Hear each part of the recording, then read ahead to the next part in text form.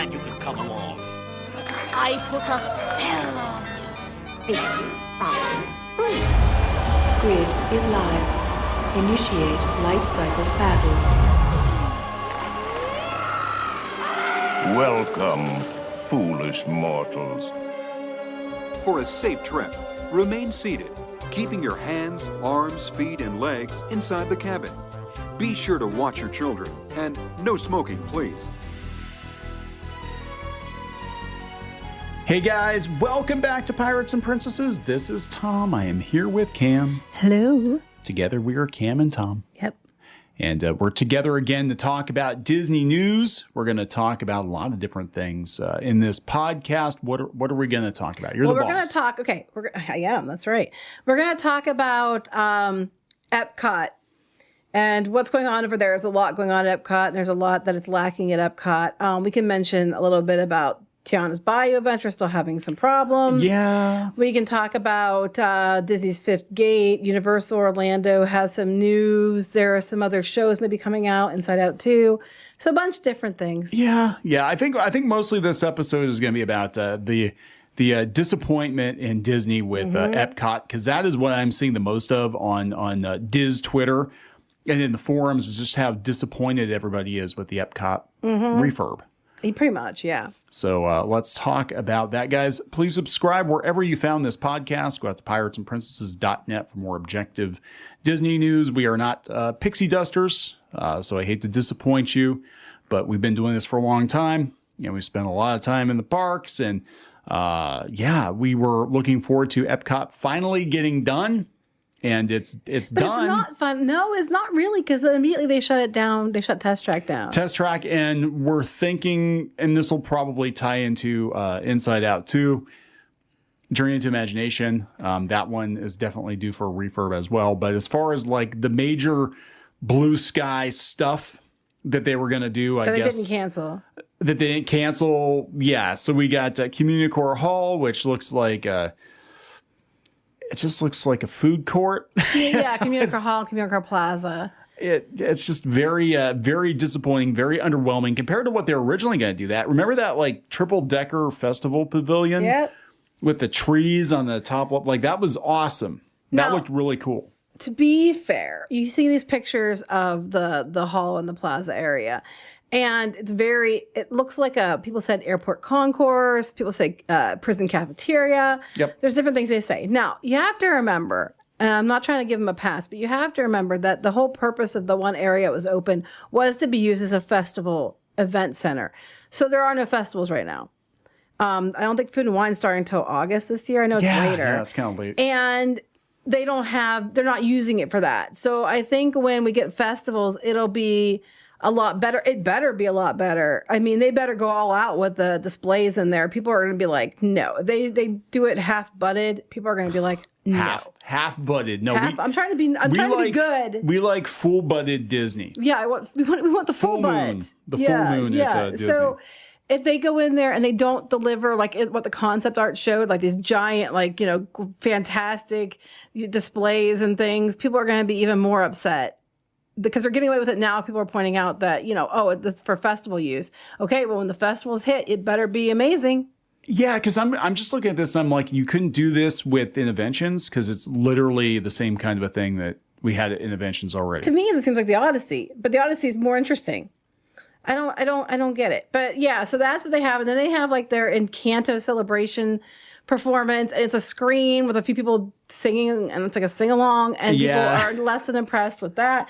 It just seems like everybody keeps saying they're doing everything on the cheap, and it's not. In recent years, their stuff has been so generic, more corporate. It's not themed to what you'd expect. Like you'd expect like detail and well thought out things. Like when you go to, like, for example, when you go to the Wizarding World of Harry Potter. Yeah. The stuff there is just like, really, really detailed to the movies. When you go to Avatar, Pandora, it's really, really themed. Things are aged, things are glow in the dark, things are amazing. And lately, the stuff they've been doing is just, even the eateries are like, themed. And this is just boring. It is boring. I mean, that's what gets me, because I'm looking at Universal. Speaking of which, I'm looking at even DreamWorks Land, which was just kind of a quick and dirty overlay.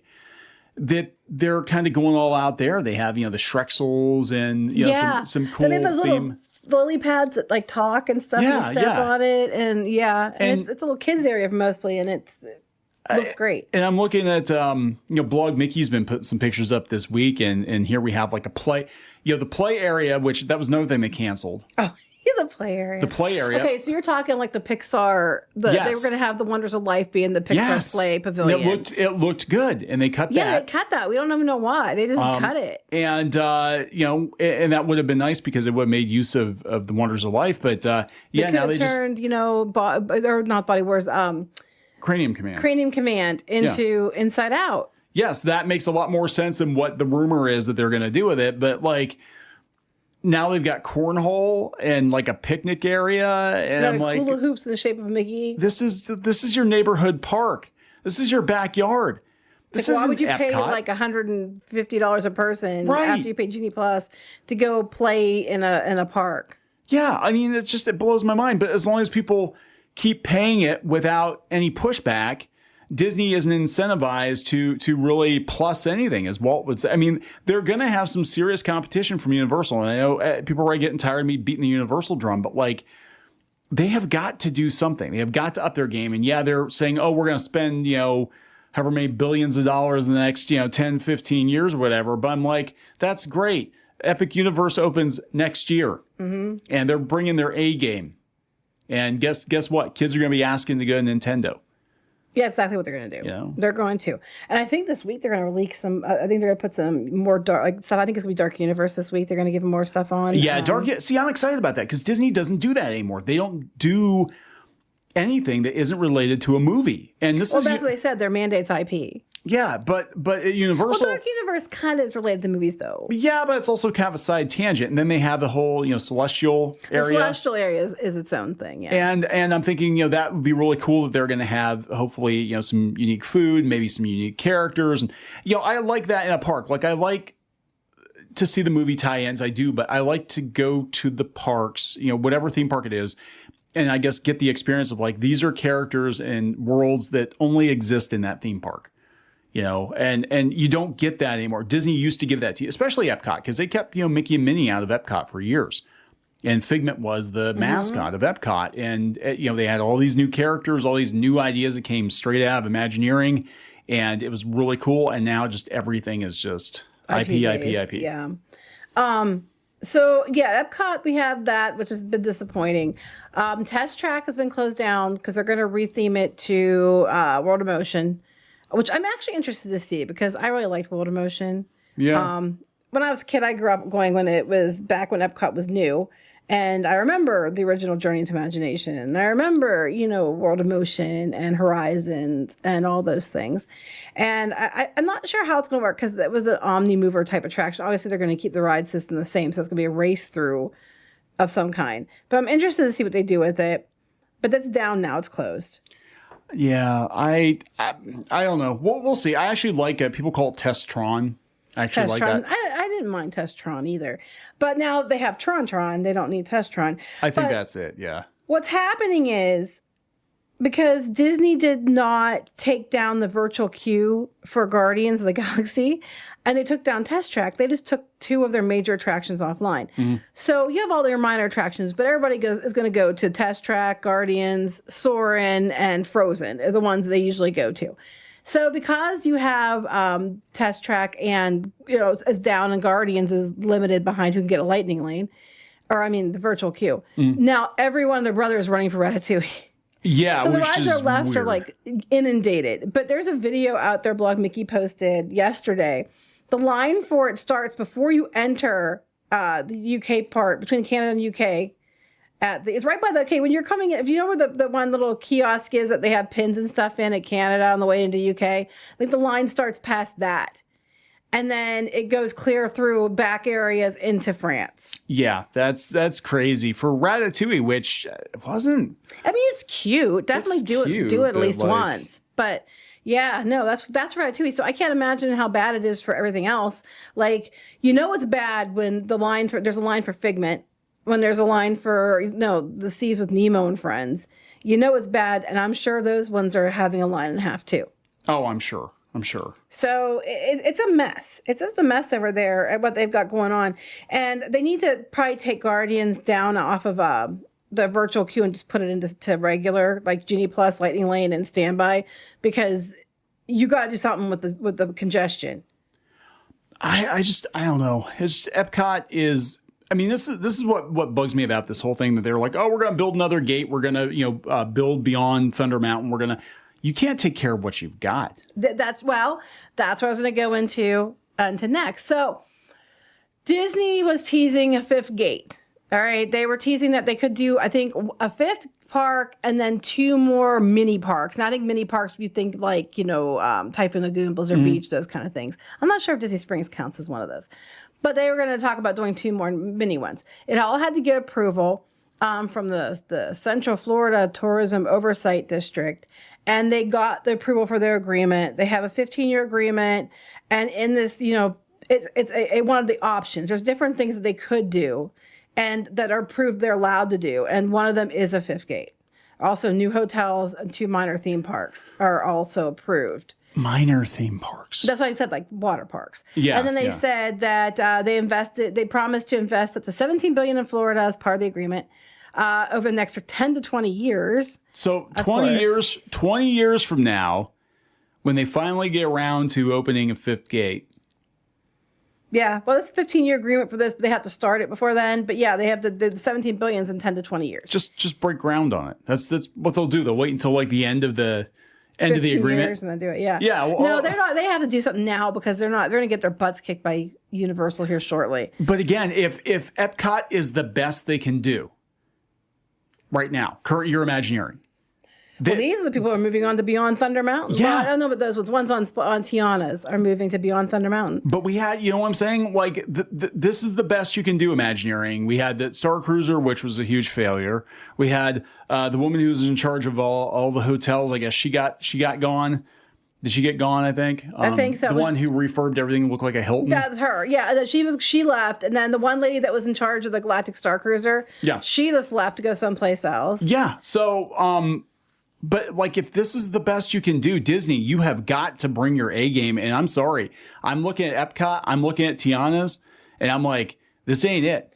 I'm thinking a couple of things are going on. One, Disney's mandate for IP only is tying Imagineering's hands. Yeah, partly.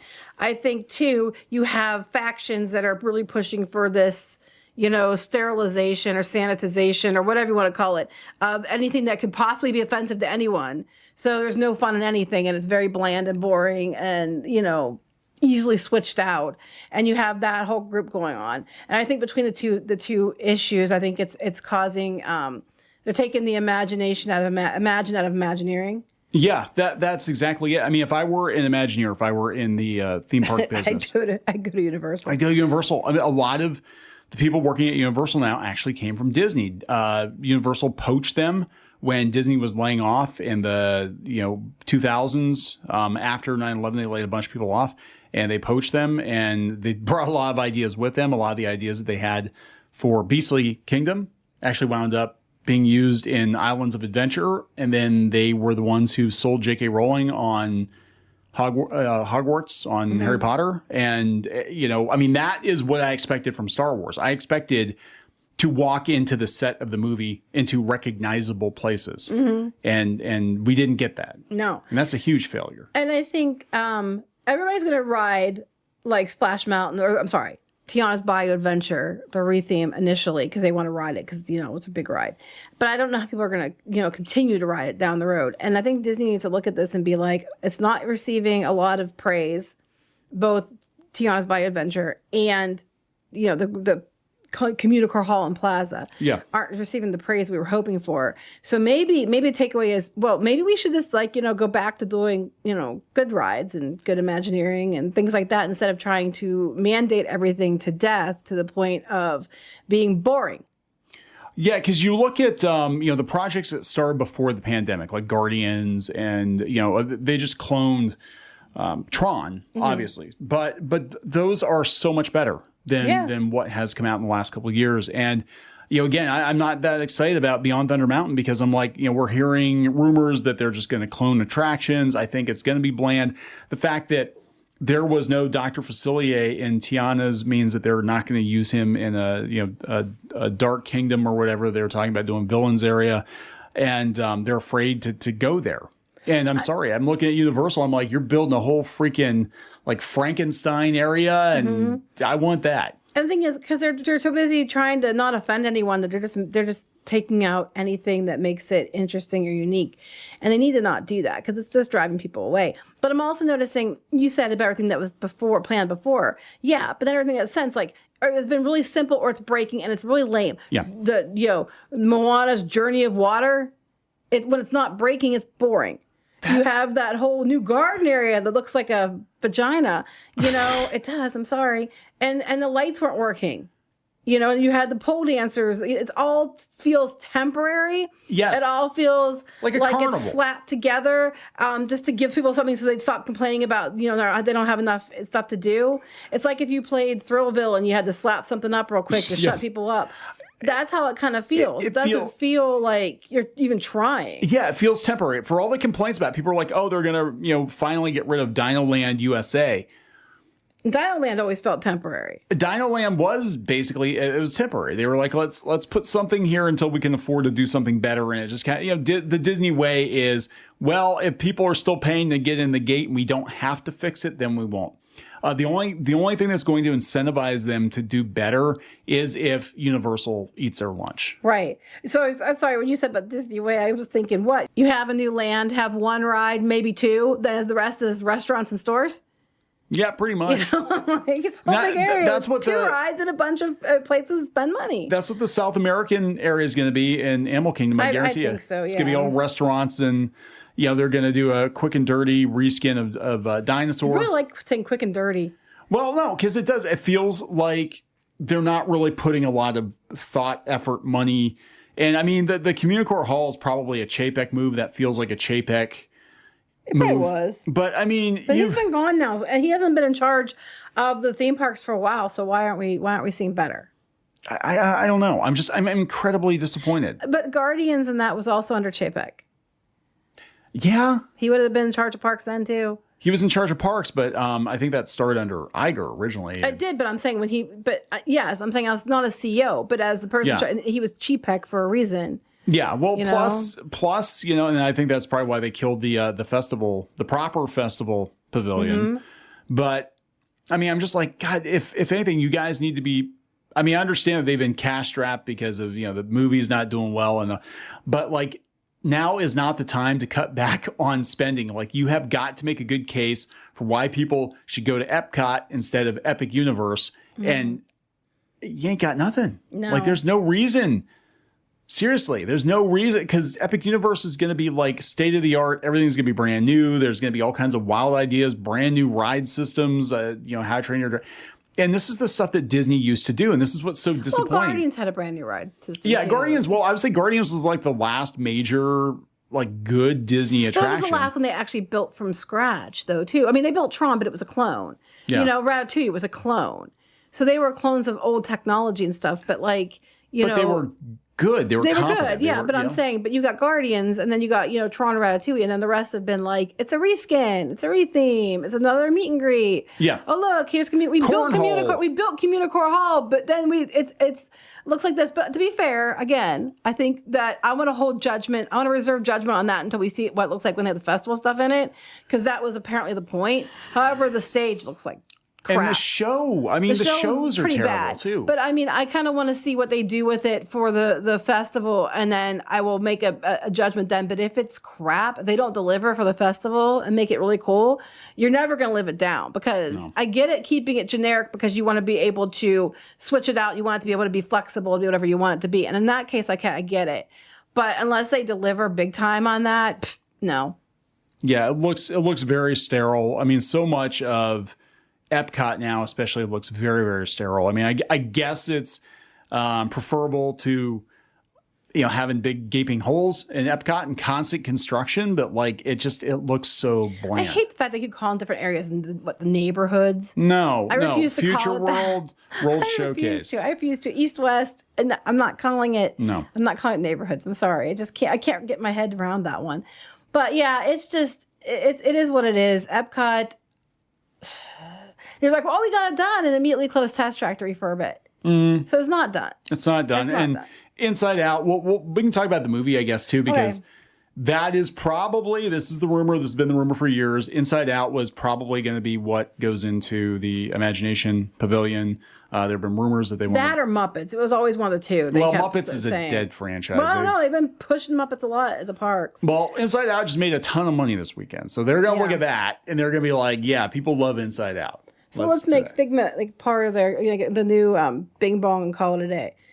Probably. He's best friends with Bing Bong, and then, we don't need Dreamfinder anymore. We don't need Dreamfinder. Yeah, what'll probably happen is they'll relegate Figment and or Dreamfinder, but probably just Figment to the theater area. Or they'll do both. They'll put like put a Muppet movie over in the theater area, get rid of it in Hollywood, and then put Inside Out next door. I hope they don't, but you know what? That's a double and triple down on IP. Yeah.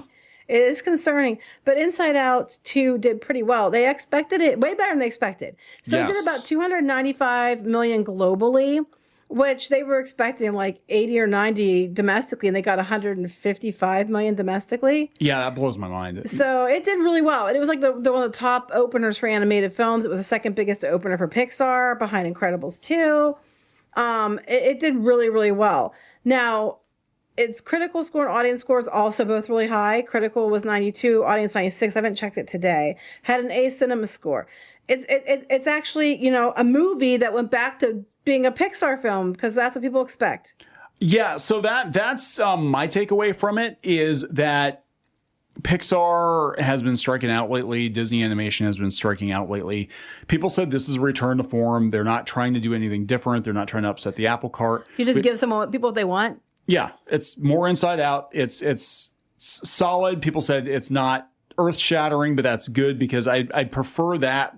You take your family to go see this movie. I'd rather it just be like, oh, look, it's more adventures with Riley and Inside Out, not like, oh, we're going to, kill Riley halfway through the movie and then we're going to, put a bunch of ideology into it and stuff. And so people are happy that they're like, yeah, just do this. I mean, this is what gets me about just Disney in general. Like Disney knows what the expectations are from their fans. They know. They just didn't care. They just don't care. I think they're starting to care. Well, I think the money's running out. When the money runs out, they start to care. It's like, you guys want money. You have to give people what they want. They expect Disney to be Disney. They expect Star Wars to be Star Wars. They expect Marvel to be Marvel. And they definitely expect Pixar to be Pixar. I think they need to learn this lesson over at Star Wars. Yes. Because The Acolyte is one of the worst rated Star Wars show of all time. Yes. It's at like 14%. Now, to be fair, I do believe that people are review bombing it. I also have seen that people have made comments that make me think that they're trying to artificially inflate it back up. I think the truth on that one, it doesn't deserve the 14, but it sure as heck doesn't deserve the 80, whatever, 90% the critical score is there. I think it's lower score. I think it's probably like 30s or 40s if you're being fair. It's not winning people over. That's why it was the top Disney whatever in 2024, not total. Yeah, I mean, again, this is a case of like it's really not hard. It's not hard to get this right. Whatever you think you're going to do the opposite, save yourself. There you go. Right? Boom. Success. People. I mean, here's the thing. Disney is supposed to be comfort food for people. It's supposed to be where you go to escape. Right. And they've tried too hard to take these big swings, make these, political statements. A lot of people working at the company want to make these big political statements. And that's not what people go to Disney for. You want to do something like that, you go do it on your own. You spend your own money. You make something for Netflix or something, whatever, you know what I'm saying? But like Disney is it's comfort food. And it's like, going to McDonald's and all of a sudden they stop serving hamburgers and they're serving like quiche or something. It's like, what? I don't want this. That's what I'm saying. Yeah. It's like you go order a burger from your favorite place and they give you something completely different and then tell you you're a terrible person if you don't like it. But when they give you the burger that you want, exactly how you expect it, buy it. Then, that's one, vote with your wallet. But two, when they do that, it's going to do well because that's what people went there wanting that, got what they wanted. Lightyear, prime example. They gave you a movie about Buzz Lightyear that was not even about Buzz Lightyear. And people did not like it. And, you go to Burger King, you ask for a burger, you get the burger. You don't get the, quiche. So Inside Out 2 was the McRib. Everybody's waiting for Disney to come back, Pixar to come back and give us just a solid Pixar movie, and they did it, and people bought a whole bunch of it. That's true. But then Disney, okay, speaking of which, I was going to talk about going back to form. Disney's also doing a couple other things. There's talk that they're going to bring back some shows. One, Gravity Falls, they're talking to Alex Hirsch about maybe possibly bringing Gravity Falls back. I think we mentioned it before. Yeah, bad idea. I'm not really sure how that one's going to go because he kind of said he wanted to be self-contained. He only planned for the couple seasons it got. He had some issues with Disney in the past. I guess their standards and practices were ridiculous, and they were, and it was a big headache for him. So that was the one thing. Now, Phineas and Ferb is coming back. All right. I don't think we mentioned this last time. Maybe we did. This one is, this is confirmed. This one is confirmed. So Phineas and Ferb is coming back for, I think, another 40 episodes. They already had 40 episodes. So they were doing a 40 years of Disney television animation, past, present, and future in France at the Nancy International Film Festival. My mouth doesn't work. So during this presentation, they said that the original creators are coming back. So it is Dan Povenmire and Jeff Marsh. They're coming back. They're doing 40 more episodes. It's going to take place the summer after the last season. So it's like they went back to school and now they're off on summer again. So they have a whole bunch of new adventures they can go on. A lot of the same voice actors are back. A lot of the same writers are back. And they're trying to make it feel as much as the original show as they possibly can, which is smart. Yeah, that is smart. Hopefully it is, that what they're saying they're going to do and what they actually do are the same thing. And it's not going to be a bait and switch where it's going to be like, oh yeah, I know we said that, but we have to make sure it's current year. Well, if that changes, it's going to be Disney, not them, because they've been trying to bring it back and they've been wanting to bring this show back for a while. And I don't think they're going to do that. They're the creators, showrunners won't want to. Yeah. But then Disney, I think, is having to learn. Like, they keep doing this thing, and it's not just them, it's a Hollywood in general. We're going to bring something back from the past that was beloved, but we're going to change everything about it. And then we're going to say it's for modern audiences, and then it doesn't do well because they don't get what actually made it popular, and they ruin it. In this case, they said they're bringing back the people behind it. They're trying to make it feel like it's a continuation, and it's basically season 5. Yeah. So that's coming. We also know that we're getting another Prep and Landing. It's coming back for Christmas in 2025, so next Christmas. And they said that they're going to be doing another, I guess, short is what it is. Okay. So they said the new installment will show the high-tech team of elves from the elite unit as Prep and Landing is back with their holiday missions go awry. Wayne thinks he is in big trouble with Santa, which opens a vault of merry mishaps from the past. It's going to be hard to dig their way out of the snowbank this time. It's going to be Prep and Landing, the Snowball Protocol. The Snowball Protocol. Mm-hmm. Okay. All right. So that'll be what, the third or fourth one they've done? Third? I think it's the third. I think they did 2. Thought they did 3, but I know they were using the Prep and Landing at the Hollywood Studios as part of their Christmas stuff. They would do the Prep and Landing stuff over there. But then last year, I think they moved it to behind the paywall. I think they put it behind the paywall with their Jollywood nights. But I didn't go, so I don't know. But I think they put it behind that paywall before anybody could see it. Which is a bummer. I'm waiting for them to do like Bollywood Jollywood. Bollywood, Jollywood? Bollywood, Jollywood, and Hollywood Studios. Yeah, Bollywood, Jollywood, and Hollywood Studios. There you go. Missed opportunity. So that's going on. And then the last thing I have for you guys today, which tied back into the Epcot stuff and the Disney Fifth Gate. So Universal Orlando, it seems, has put aside more land for Epic Universe that is going to pretty much double it in size. Yeah. So I don't know what's gonna happen here, but Fox 25 in Orlando had said they had originally 700 acres planned for it. Now it's going to be 1,300 acres that are put back earmarked for Epic Universe. They said that includes some land near Superintendent Land, and there's other land that'd be more available for use. They said we don't know what the plans are going to be, if it's going to be another water park or entertainment area, but we do know that they just added twice the amount of land. So rumors in the past we've heard about expansions. They said that the phase 1 was going to be what opens, and there was always planned to be a second phase. Yeah. I know for the second phase there's been rumors about Pokemon or Legend of Zelda coming. The rest of it I don't know, But it sounds like why do one when we can do two? So I'm not sure what they're going to do with it. But Epic Universe has now land that's twice as much. Yeah. So, I mean, again, this is, I wouldn't get too excited yet. That doesn't mean they're going to double the size of the theme park. But it would be interesting if they had if they started doing like the Nintendo World Championships down there or something. And, I don't know. I know they said they were always planning for a second phase. Oh, and the second phase, that was one that they talked about Luigi's Mansion maybe going in and some other stuff. Yeah. So there was always going to be a second phase to my knowledge. So I don't know how much this applies to that or how much of it they're going to use for other entertainment complexes or venues. But they've doubled the land. So they have another gate coming next year. They just doubled the amount of land allotted for it. Yeah. Disney promises to maybe do something in the next, 10 to 20 years. We just don't know what yet. But they promise there's going to be a bunch of announcements at D23. Yeah. Yeah. So I'm thinking, I mean, we'll see. We'll see what happens at D23. But I mean, they had a huge buildup last time. It was like possibly, blue sky, maybe. And now we don't know. People were like, wait, what? Yeah. It's like, where's the beef? Yeah, pretty much. Because people didn't know they were just very confused. Like there was a bunch of nothings.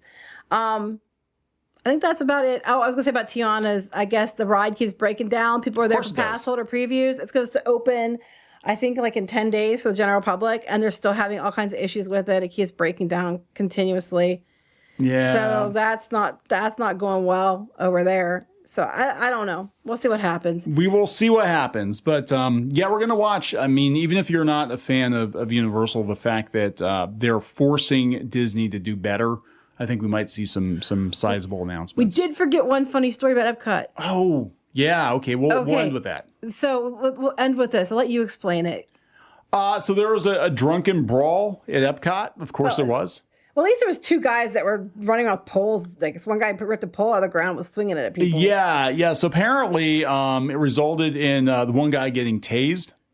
Apparently. And a TikToker got the aftermath, but did not get the actual tasing, which I was very disappointed. You wanted to see him wet himself. I wanted to see some tasing there, but So it's alcohol at Disney.